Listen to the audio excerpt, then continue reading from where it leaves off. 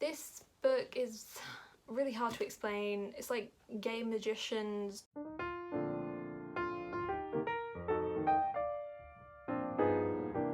Hi guys, it's Izzy, and in today's video I'm going to be doing my September wrap up. I'm a little bit late in doing this, you know, hospital, ill, blah blah. So we're here now, and again on medical drugs, so if I seem a little bit all over the place, it's because I am. So we're just gonna get started. I read 14 books this month. I guess we'll see at the end once we've gone through them all, because again, can't remember. But I had a pretty good reading month. I read a lot of audiobooks because I couldn't read for quite a bit of the time because I was too ill and words were just not going in my brain. So audiobooks for the win, yay! Audiobooks are reading. That's just the PSA of the day. So the first book I read this month was A List of Cages by Robin Rowe. I gave this book 4 stars. This book follows our two main characters, Julian and Adam. Is Adam his name? Yes. Julian and Adam, and they were previously foster brothers. Julian moved into Adam and his mum's house when Julian's parents were sadly both killed, and they fostered him for like a year, I think, or like 2 years, and then eventually some uncle was found that took Julian into his house, and the brothers lost contact. They didn't really speak to each other again, and that was that. But then we follow them several years later in high school, because I think Julian was like 6 when his parents died, like 7, and then we follow him as he's a freshman in senior school, and Adam is a senior or a junior. Can't remember the details, but basically they start to reconnect, and Julian thinks that Adam wouldn't want to hang out with him because Adam's really popular and really cool, and Julian's sort of weird and reserved and quiet and just is in his own like world. But as they start to open up to each other, and Adam starts to introduce Julian to his friends, and they start to show him like true support, they start to create a really meaningful bond. This does have a strong trigger warning for parental abuse or guardian abuse in this case. Julian's uncle is extremely abusive to Julian, and that's like pretty graphic, so if that's in any way sensitive to you, I wouldn't read this book because it is pretty graphic abuse. But yeah, it basically just follows the story of Julian and Adam reconnecting, and Adam trying to help Julian in any way he can. And yeah, it's just basically the story of friendship and like the bond of siblings, even if they're not your biological siblings. And it just really like touched me and made me cry. The reason I gave it 4 stars instead of 5 stars is because I didn't really enjoy a lot of it, because a lot of it was so tragic, and I like more lightness to books to balance things out, and this book just felt a bit too heavy for me. I think it was a beautiful book, but I did really struggle reading it. So I mean, I guess that means it did its job. But for me, I just couldn't give it 5 stars because it was just really tough going. So yeah, it's a brilliant, fantastic book, and I would recommend it. It just didn't quite get to the 5-star mark. Like I said, a lot of these books are audiobooks, so I don't own them, but the next book I read was Educated by Tara Westover. This is a non-fiction autobiography written by Tara Westover, and the book is obviously about Tara Westover. But basically, Tara was brought up in an extremely Mormon household with a very unstable father and extreme rules her and her siblings, I think she had 6 or 7 siblings, weren't schooled, and they were barely homeschooled. I mean, homeschooling was loose at best, and it basically chronicles her really difficult life growing up, but then her determination to make something of herself, and eventually she gets accepted into Harvard or Yale or one of them, and also Cambridge, the prestigious school in England, and Oxford, and basically she turns into a genius, but along the way she realises just how much she didn't know. Like, something that really struck me about the book was when she asked her professor what the Holocaust was, because that just hadn't been taught to her. What had been taught to her was, you know, how the government were covering everything up, and, you know, to be paranoid, not to trust anyone, not to go to hospitals, not to do any of this stuff because the government was like out to get you and they like killed people. But yeah, they didn't even teach their children, you know, the mass genocide of the Holocaust. I thought it was a fabulous book. It kept me really engaged, and even though it was non-fiction, it felt story-like enough to keep it moving and to make it seem really interesting, and I just thought it was a really great story, and I would highly recommend it if you were looking for some non-fiction or autobiographies. It was great. I don't rate non-fiction, especially autobiographies, because I don't like to rate people's lives, but it was a 5-star for me. Between friends, it was a 5-star. So yes. The next book I read was House of Salt and Sorrows by Erin A. Craig. This is a retelling of the 12 Dancing Princesses. I'm not sure what the 12 Dancing Princesses was originally, so if you like that story, I guess you might like this story, but I couldn't tell you how much of a adaptation it was because I've never heard of the story before. But this follows 12 sisters, and we start the book off after 3 of them have died, and basically our main character and her sisters and her father, because their mother has also died, are sort of being labelled as cursed, because they're like, wow, a lot of these family members are dying, that must be a curse. And it's set in this really atmospheric sort of magical world without a magic system really, but it's just so like atmospheric and whimsical and creepy and like cool at the same time.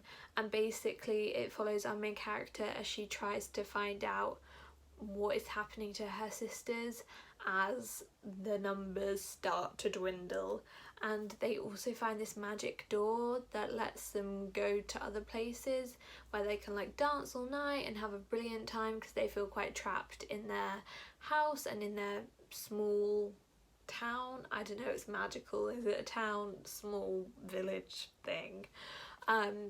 And yeah, it starts to turn creepier and darker, and she's being haunted by these lost sisters, and her other sisters are doing really weird things that she's very confused by, and it all just makes her feel kind of crazy.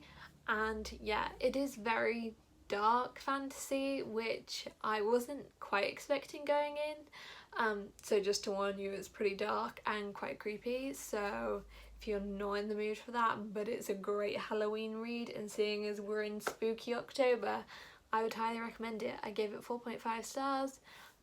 I just had such a fun time reading it, and I didn't really want to put it down, and yeah, it just wasn't a 5-star for me because I don't think it's a book that changed my life in any way, or that I feel like the need to own. I just had like a really good time reading it, so yeah, it was a great book, would recommend. The next book I read was the second book to the Keeper of the Lost City series, and that is Keeper of the Lost Cities Exile by Shannon Messenger. This is obviously the second book in the series, so I don't want to spoil too much because of the first book, but basically the series follows our main character Sophie as she enters the elf world. She's taken away from her human family and she is put into the care of two guardians to look after her while she is in the elfin world, and basically she discovers the elfin world, goes to a magical school, which who doesn't love a magical school setting? Because I do. And basically, yeah, she just learns all about the elfin world. There are so many like magical creatures which are so cool. Like they have this sanctuary where they have a like an animal of every species, even if it's gone extinct. Like they have a mammoth and stuff and dinosaurs, and it's really cool. And yeah, basically Sophie is like the most powerful elf they've seen. What a surprise. And yeah, basically it just follows Sophie as she discovers this new world, makes friends, discovers secrets, messes up the elfin world, causes chaos we love. And yeah, this book follows pretty much the same thing. This book is slightly darker, which I appreciated, and it was just a great time. These books are chunky books, but they're really easy to get through because they're sort of middle grade-ish. I'd say middle grade to young adult, but yeah, they're okay. I gave this one 4 stars. I gave the first one 4.5 stars. I just didn't quite love this one as much, but I did still really enjoy it, and I'm very excited to read the 3rd book. So yeah, the next book I read was Serpent and Dove by Shelby Mahern, I think is how you say it, I'm not entirely sure.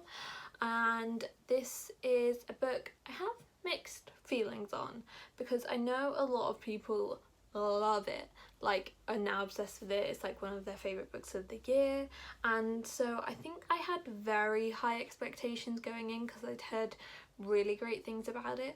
I ended up giving this book 3.5 stars, which isn't a bad rating for me. Like that's a I enjoyed it rating.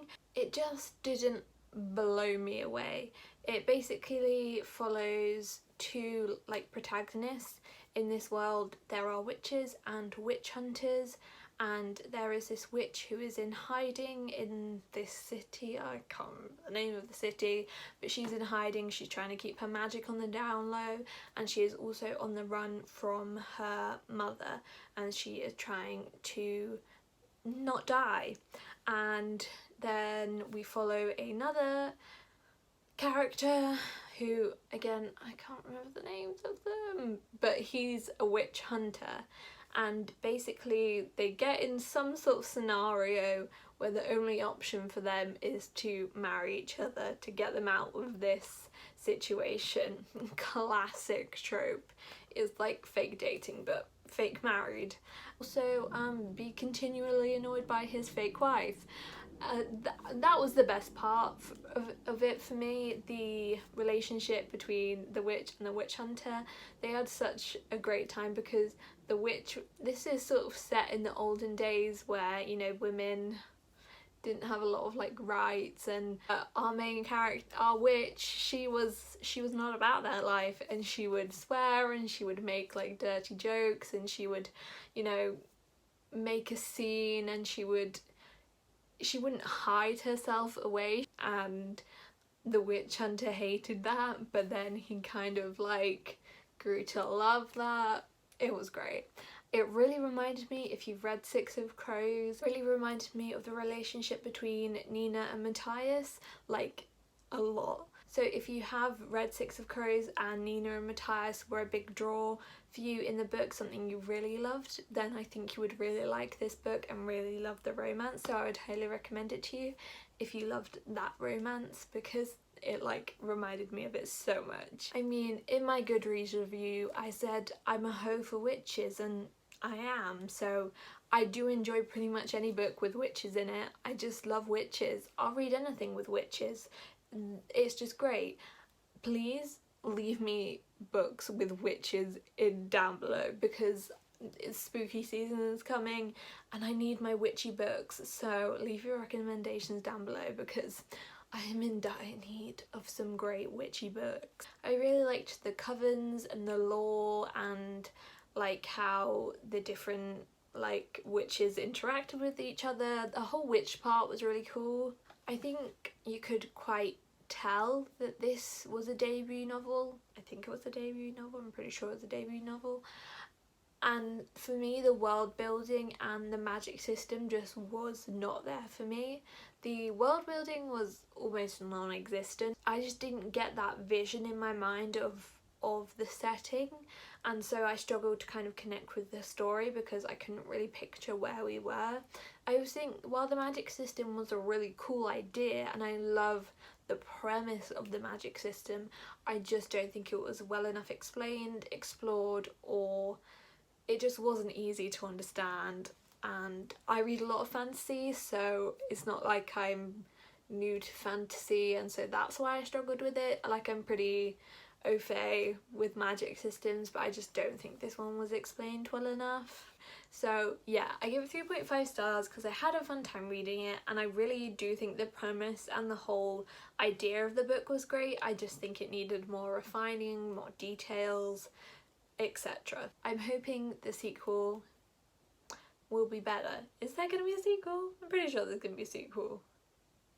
I hope there's a sequel. And if there is a sequel, I think it could get quite a few more stars from me. So yeah. The next book I read was Tunnel of Bones by Victoria Schwab. This is the second book in the Cassidy Blake series.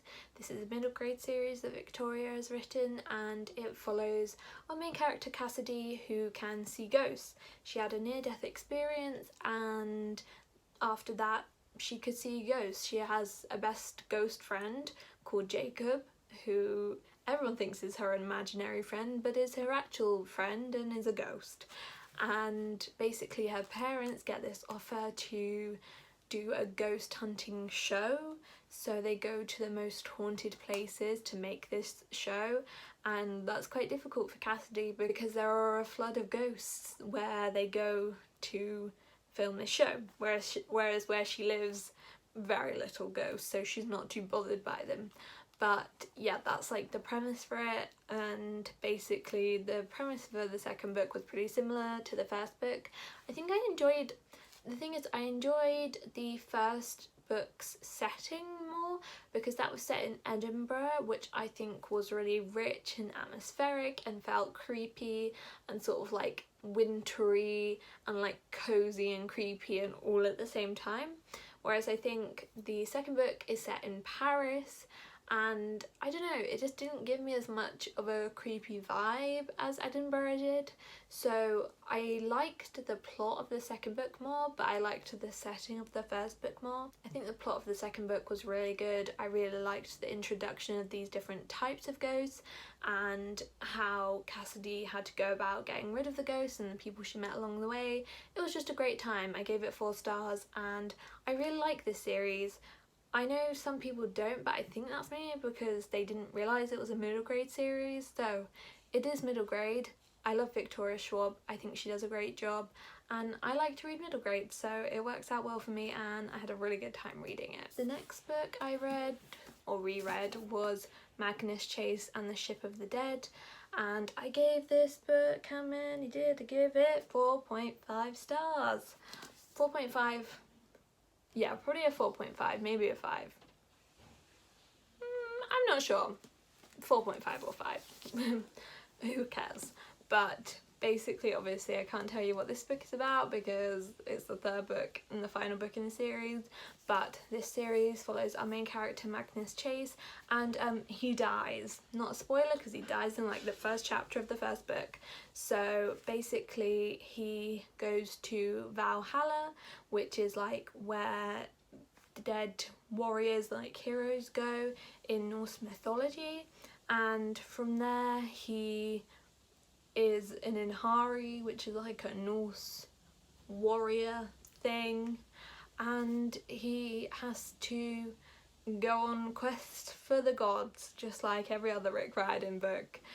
It's great. I love it. Read it. These are some of my favourite characters. I love them all so much. The whole cast of characters and this group of characters is really a sort of found family type situation. They all love each other. They all want to support each other. It's so pure. I love it so much. And yeah, my OTP really thrive in this book. If you don't ship Magnus and the other person in this relationship, then I don't want to speak to you, because it is the perfect relationship. I love it so much. It's so cute, and I just love everything about it. Every character is all great. I love it. I'm rereading all of these so I can do a ranking of every Rick Riordan book ever, because I've read all of them multiple times, because I'm a Rick Riordan stan, as we know. So yeah, I had a great time reading this. I didn't think I liked it as much as I did, but I had so much fun reading it, and yeah, it was a great time. The next book I read was a real surprise, and that was The Quiet at the End of the World by Lauren James. I picked this up because I saw like one person who I follow on Goodreads and sort of have similar reading tastes with say it was actually like a surprisingly good read, and the concept sounded really interesting, so it was great. I gave it 4 stars in the end, and it was just such a good book. Basically, it follows the Earth. A flu like covers the whole Earth and everyone becomes infertile. So basically it's the end of the human race, because no one can have babies anymore. There are frozen eggs that they like give, like they birth a child like every 3 years or something, and this follows the last 2 humans at the end of the world. So they are surrounded by older people, but they are the last to have been born, so they're the youngest, and obviously everyone will die off before they do. So they kind of have to live their life knowing they're the end of the human population. And it was such an interesting book. Like it was such a cool concept, and I think it was really well executed. The only reason, to be honest, it didn't get 5 stars from me was because I didn't love the ending. It wasn't terrible, it just wasn't my favourite ending. I would have preferred it to end a little bit differently. But overall, it was a really interesting read with some great plot twists. It was sort of quiet, but had its action moments, and overall it was just such an interesting concept. And it turns out I'm a Lauren James fan, because I read her other book, The Loneliest Girl in the World, which was also another great read. So I would recommend checking out either of those books by her, because I don't think you'll be disappointed, and I think they're quite underrated. So give them a go if they sound interesting, because they're great. The next book I finally finished was Legendary by Stephanie Garber. I buddy read this book with the lovely Pamela from My Bookish Journey, and she helped me get through it, to be honest. Pamela, we got through that book together. It was tough. I gave this book 2 stars. I did not enjoy it at all. Caraval, basically the first book, follows these 2 sisters, Scarlett and Donatella, as they are invited to this magical festival game thing where basically if you win the game you win a wish, and it's run by this person called what is he called? Master? He's called something. I'm still on the drugs. He's called something, and basically yeah, you have to win the game and you win a wish, but like some stuff goes down along the way. The first book was good. I enjoyed it. It was, you know, an interesting and refreshing plot. I gave it like 3.5 stars. I had a good time reading it. But the problem with Legendary is it was Caraval 2.0. And I don't mean sequel, I mean it was beat for beat pretty much the same as Caraval. Like every plot point that happened in Caraval happened in Legendary, just slightly altered. So it just felt like I was reading the same book again. Like the love interests were exactly the same. It was just so Oh, I just hate, oh, it just annoyed me so much because it was so boring and it was so predictable because I'd basically read it already when I read Carnival. So that was a really big disappointment for me because at the end of Carnival there was kind of a hint as to what the second book was going to be about, and I was really excited for it, but it was a letdown. And yeah, the only part I liked about it basically was like there was more mythology to the second book. There were like these fates which were kind of like gods, and yeah, that was the only bit I found interesting. Everything else sucked. The next book I read was The Dark Prophecy by Rick Riordan. This is the second book in the Trials of Apollo series. I didn't like this one as much as I remember liking it. It was still great because everything by Rick Riordan is great, but I just finished like The Burning Maze, which is the third book, rereading The Burning Maze, which will be in my October wrap up because we're in October.